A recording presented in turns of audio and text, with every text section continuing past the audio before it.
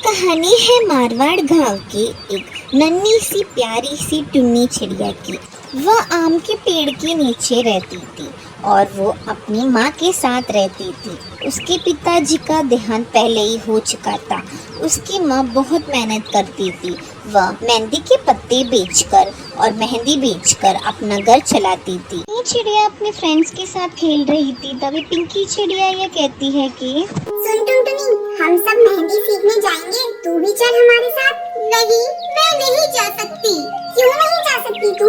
क्योंकि मेरी माँ के पास इतने पैसे नहीं है। ये कहते हुए टुनटुनी चिड़िया की आंखें भर आई थी। तभी एक दूसरी सहेली ने टुनटुनी से कहा, टुनटुनी तू नहीं जा सकती तो कोई बात नहीं। अगले दिन टुनटुनी की सारी सहेलियां मेहंदी सीखने के लिए चली गई।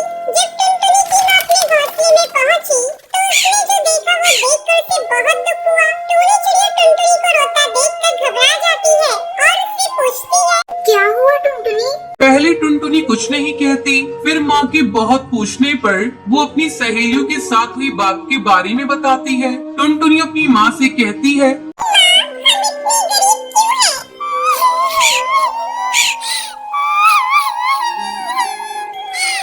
ये कहते कहते टुनटुनी और फूट फूट कर रोने लगती है। ये देख उसकी माँ भी खुद को रोक नहीं पाती और टुनटुनी को अपने सीने से लगाकर रोने लगती है। ये सब एक दूर बैठा हरी तोता देख रहा था।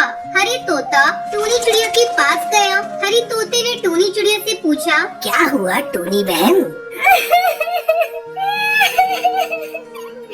टुनटुनी मेहंदी लगाना सीखना चाहती है पर मेरे पास इतने पैसे नहीं है कि मैं इसे मेहंदी सीखने भेज सकूं। ये सब कहते हुए टूनी चिड़िया की आंखों से आंसू बहने लगी। हरी तोता ने टूनी चिड़िया से कहा, रो मत बहन, तुम्हारी टुनटुनी को मेहंदी लगाना मैं सिखा दूंगा और तुम्हें पैसे भी नहीं देने पड़ेंगे।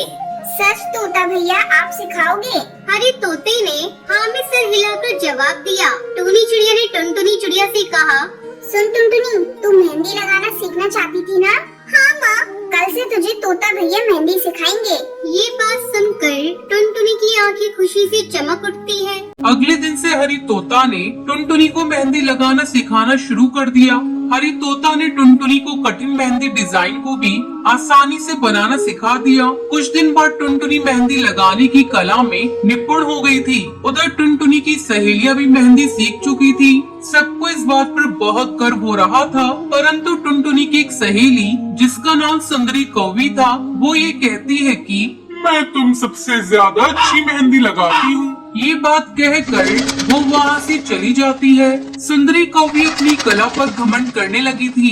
इधर टुनटुनी ने जंगल की दूसरी चिड़ियाओं को मेहंदी लगाना शुरू कर दिया था और पक्षियों को उसकी लगाई मेहंदी बहुत पसंद भी आती थी। टुनटुनी चिड़िया मेहंदी लगाने के लिए धीरे धीरे प्रसिद्ध होने लगी और अब उसे मेहंदी लगाने के पैसे मिलने लगे थे, जिससे उनकी गरीबी काफी हद तक दूर हो गई थी। टुनटुनी और उसकी माँ इस बात को लेकर बहुत खुश थे।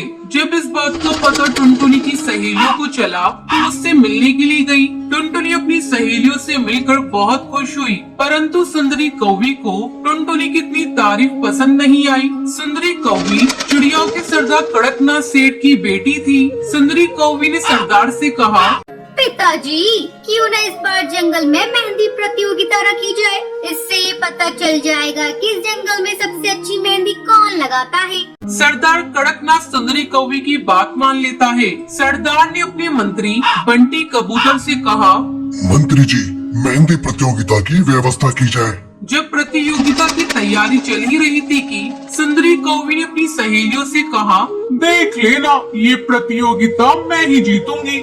सुंदरी कौवी को अपनी कला और होनहारी पर घमंड हो गया था। फिर जब ये प्रतियोगिता शुरू हुई तो सभी प्रतिभागियों को मेहंदी की अलग अलग डिजाइन दे दी गई। सुंदरी कौवी ने जानबूझकर सबसे कठिन डिजाइन टुनटुनी को दिलवा दी। सुंदरी कौवी ने मन में सोचा, ये टुनटुनी तो बेवकूफ है, इतनी कठिन डिजाइन ये नहीं बना पाएगी और ये प्रतियोगिता हार जाएगी और फिर ये प्रतियोगिता मैं ही जीतूंगी। सुंदरी कौवी ये सोचकर मनी मन खुश हो रही थी। तभी प्रतियोगिता का समय समाप्त हो जाता है और प्रतियोगिता की विजेता की घोषणा शुरू हो जाती है। प्रथम पुरस्कार टुनटुनी को और दूसरा और तीसरा पुरस्कार टुनटुनी की 2 सहेलियों को मिलता है।